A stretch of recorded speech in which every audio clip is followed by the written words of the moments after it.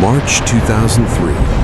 Night falls over the ancient city of Baghdad, but the darkness does not bring silence. Instead, the sky erupts with fire as the military forces of the United States begin a massive aerial assault on Iraq, launching a war that will change the Middle East forever. Missiles streak across the sky like blazing comets, striking government buildings and military bases. The operation is called Operation Iraqi Freedom, and within hours, the world watches as one of the most powerful armies on earth begins dismantling Iraq's defenses. The target of this invasion is the long-standing regime of Iraqi leader Saddam Hussein, a government that had ruled Iraq with strict authority for decades, maintaining order through fear, surveillance, and overwhelming military control. Within weeks, Iraqi resistance begins to collapse.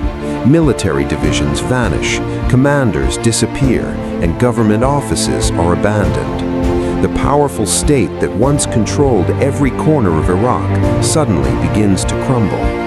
In the streets of Baghdad, statues of Saddam Hussein are pulled down by cheering crowds.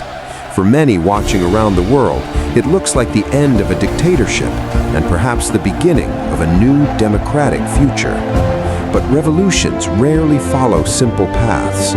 When the Iraqi government collapses, something far more dangerous appears in its place, a power vacuum that spreads across the country like wildfire. Police stations close, government ministries stop functioning, entire military units dissolve overnight. Suddenly, millions of Iraqis are living in a nation with almost no functioning authority. Weapons depots are left unguarded.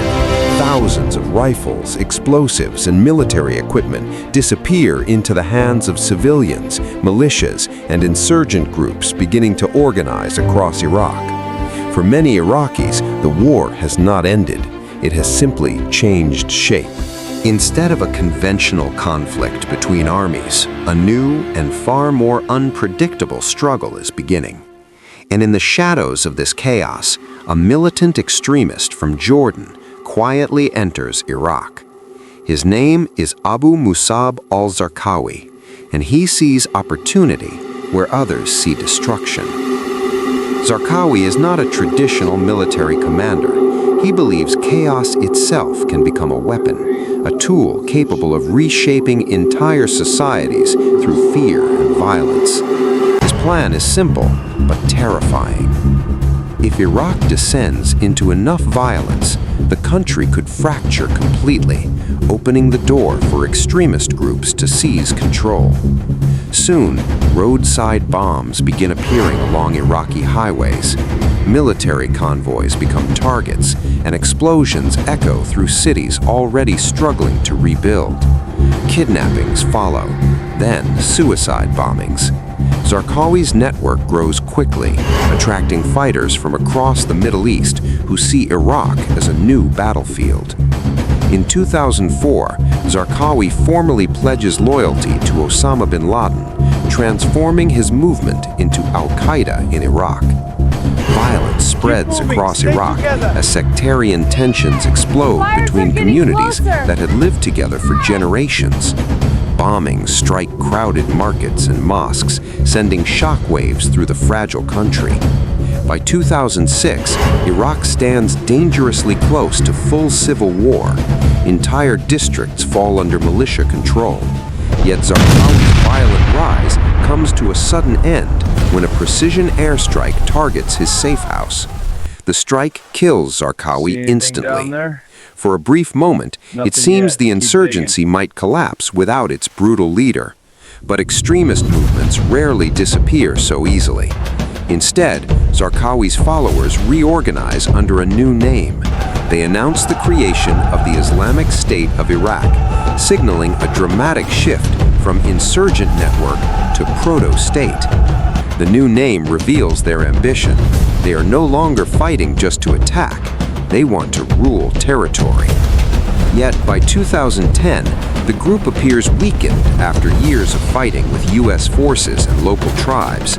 Many analysts believe the extremist movement is near collapse, but history is about to prove them wrong. a new leader quietly rises inside the organization, Abu Bakr al-Baghdadi. Baghdadi is not loud or theatrical. Instead, he is patient, calculating, and deeply strategic. He begins rebuilding the organization in secret, forming hidden cells across Iraq. Money flows through smuggling networks, while weapons move quietly across desert routes. But Baghdadi is watching another crisis unfold beyond Iraq's borders. In 2011, protests erupt across Syria, igniting the brutal Syrian civil war. Cities burn as the government and rebel groups battle for control. Millions of civilians flee their homes, creating one of the largest refugee crises of the century. To Baghdadi, Syria's collapse looks familiar.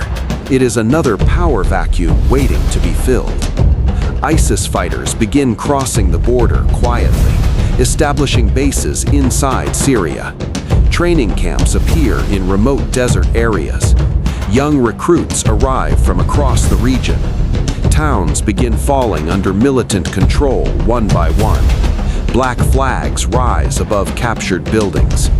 By 2013, Baghdadi announces a new name for the movement. The group is now called the Islamic State of Iraq and Syria, ISIS. The name signals something alarming. This organization now spans 2 countries. Across the region, intelligence agencies begin noticing the group's rapid growth. Yet few truly understand how powerful ISIS has become behind the scenes. By the end of 2013, ISIS has built an army in the shadows. And in just 1 year, the world will witness an offensive so shocking that it will redefine modern terrorism.